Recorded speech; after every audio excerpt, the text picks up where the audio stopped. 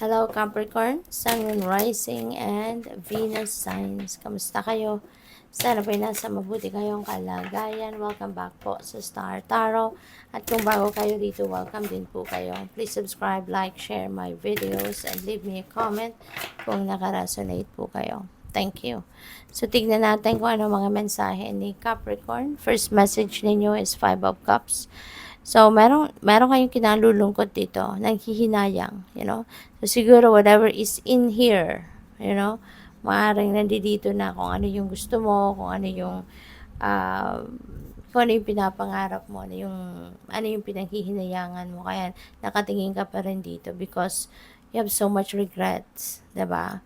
Pero tignan mo ha, yung cup na to, diba? Punong-puno, colorful. 'Di ba? Pero hindi mo napapansin 'yan kasi mas itong pinapansin mo kung anong nawala, kung ano ang na-spill, 'di ba? But this is yung importanteng message ng Five of Cups is do not focus on what you don't have anymore. Kasi sayang ng oras, sayang ng pagkakataon, sayang ng opportunity. You need to realize na hindi nyo naman na maibabalik ito kung anong nawala sa'yo or kung ano yung hindi dumating. Hindi mo naman na makukuha yan, hindi mo naman maibabalik, hindi ba? Kasi there is something na para sa'yo. Kasi po pwedeng kung ano man ang inaasahan mo rito na mangyari, hindi nangyari, simply because it's not for you. Otherwise, dumating yan. Otherwise, nangyari yan. 'Di ba? But it was denied sa inyo.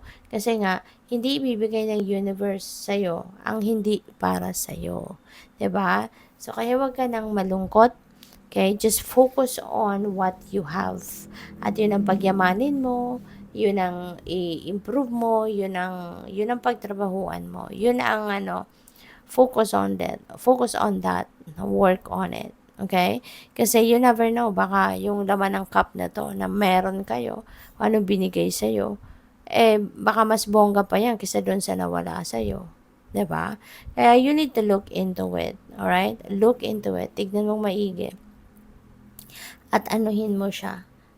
Tignan mo maigi at agawan mo ng paraan. Alright? Yung ganon. And also, this is negative energy. Diba? If you are going to project more negativity, mas lalo lang kayong maninega. Mas lalo lang mag-a-attract kayo ng more negative situation, no? So, we also have the Knight of Cups. Ayan, Knight of Cups, this is baka may offer of love dito. Baka meron ditong mandidigaw sa'yo. Someone is going to ask you on a date, yung mga ganon. Or pwede rin na meron ditong mag-aano sa inyo. Merong magpo-propose, no? Baka kung may jowa na kayo, baka marriage proposal ng sunod nito. So, that is possible. So, what else? We have Ace of Swords. Magkakaroon ng linaw ang inyong isipan. So, definitely, kung ano man ito, kinakalungkot ninyo rito sa Five of Cups, no? So, it feels like to me, with the Ace of Swords, ma-overcome mo din ito. One day, malilinawan din ang inyong isipan. You will be enlightened, no? May didinawan ng inyong magulong isipan. And you will be realizing what is next for you to do rather than focusing on what you don't have anymore. So, yun, mapapagtagumpayan mo din ang sitwasyon na to, yung lungkot na to, that will fade away. Magkakaroon ka din ng enlightenment. Magkakaroon ka din ng linaw sa inyong isipan, no? So, which is really good. And you will be starting a new life. Diba? Makakapag-focus ka na sa pagbabagong buhay. Makakapag-focus ka na sa pagsisimula ng bagong chapter, no, sa buhay mo. So, tignan natin kung ano pa ang mga mensahe ni Capricorn. We have changes. Ayan. So, things are going to change. Magbabago na talaga ang inyong sitwasyon. Magbabago na ang buhay mo. Hindi ba? So, tignan natin kung ano pa.